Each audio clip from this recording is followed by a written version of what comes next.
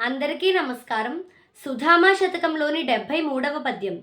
నలుగురు నడిచిన పథమున సులభంబుగనేగగలము శోధింపంగన్ ఫలసహిత వృక్షమొకటియు నలవినిగనుగొనగజాల మచట సుధామా.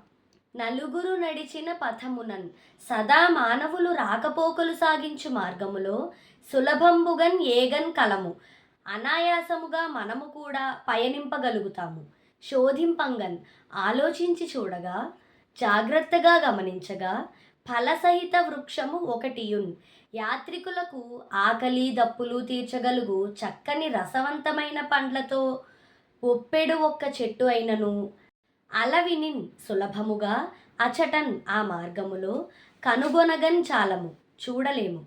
అంటే, ఓ సుధామ, నలుగురు నడిచిన మార్గంలో నడిస్తే ఆపదలు అరిష్టాలు తగ్గునేమో కానీ ఆలోచించి చూస్తే ఆ దారిలో ఫలాలతో నిండిన చెట్లను చూడగలమా?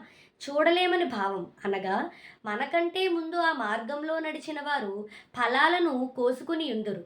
అదే విధముగా ఏ సత్కార్యము తలపెట్టినను క్రొత్త పుంతలు త్రొక్కినచో ఫలితాన్ని శీఘ్రముగా గ్రహించి వెనుక వచ్చి వారికి పంచగలమని భావము. నలుగురును నడియాడిన త్రోవను పోయినచో ఫలితము ఆలస్యముగా అందును. ఇతరులకు పంచుటయు కుదరనిదే అగును సుమా. అందువలనే కాబోలు పరిశోధకులు ఎప్పటికప్పుడు క్రొత్తను కనుగొనవలనని తాపత్రయపడెదరు. పై పద్యంలో శోధింపంగన్ అని ఉపయోగించుటలోని ఉద్దేశం ఇదే. ఇది ఈ పద్యం యొక్క భావం.